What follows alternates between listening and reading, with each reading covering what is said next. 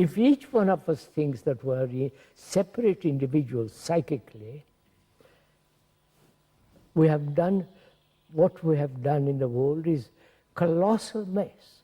Well, if we think we are separate when we are not separate, then it will clearly be a colossal mess. That's what's happening. Each one thinks he has to do what he wants to do, fulfill himself.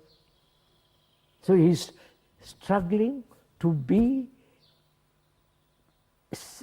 he's struggling in his separateness to achieve peace,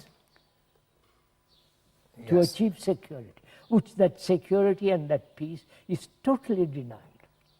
Yes, well, the reason it's denied is because there is no separation. You see, if there were really separation, it would be a rational thing to try to do. But, actually. But if we're trying to separate what is inseparable, the result will be chaos, right? That's right.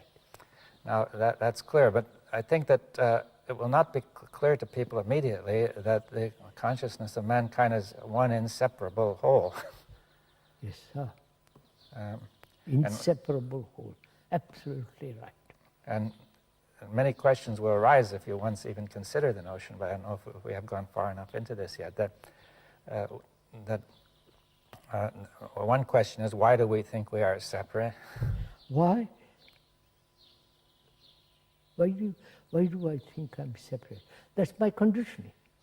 Yes, but why? How did we ever adopt such a foolish conditioning? From childhood, it's mine, my toy, not yours. Yeah, but the first feeling you get is, I say it's mine because I feel I'm separate. You see, yes, now, one doesn't start out, see, it isn't clear how the mind which was one came to this illusion that it is all broken up into many pieces.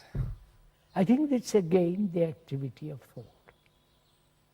Thought, in its very nature, thought is divisive, fragmentary, and therefore I'm a fragment.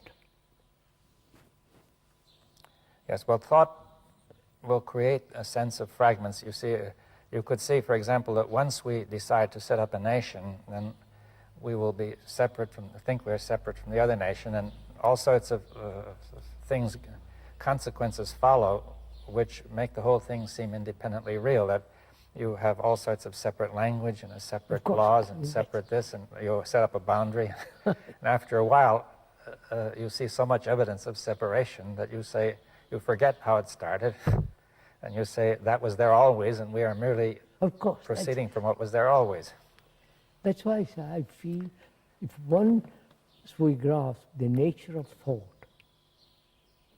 the structure of thought, how thought operates, what is the source of thought, and therefore it's always limited. If we really see that, then...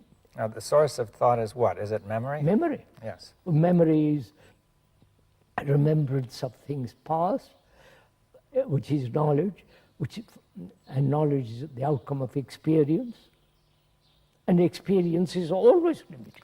Yes, well, thought includes, of course, also the attempt to go forward, to use logic, to take into account discoveries and insights. You know, as we were saying some time ago, thought is time. Yes. Now, all right. So let's. Now, that thought is time. Now, that requires more discussion too, because I see the first experience is to say time is there first, and thought is taking place in time. Right? I know. Now, for example, if we say that you know, movement is taking place, the body is moving, and this requires time, right? Now, to go from here to there needs time. Yes. To learn a language needs time. Yes, to grow a plant needs time. To grow the whole thing. All right, now, to paint a picture takes time. Well, one would also say to think takes time, right? So we think in terms of time. Yes, well, let's see, the first point that one would tend to look at is to say, just as everything takes time, to think takes time, right? Now, but you're saying something else, which is that thought is time. Thought is time. That is psychically speaking and psychologically speaking. Of course. Now, how do we understand that? How do we understand what? Thought is time. You see, it's not obvious. Oh, yes.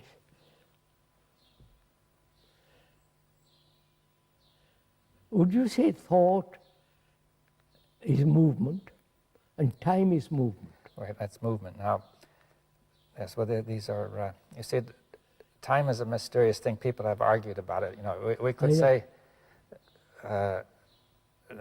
that time requires movement. I could understand that we cannot have time without movement, right? Time is movement. Time is movement. Now, but Not time is not separate. I don't from say it's movement. separate from movement, but you see, to say time is movement, you see, if we said time and movement are one, Yeah, I'm saying that. yes. Now, they cannot be separated, right? No.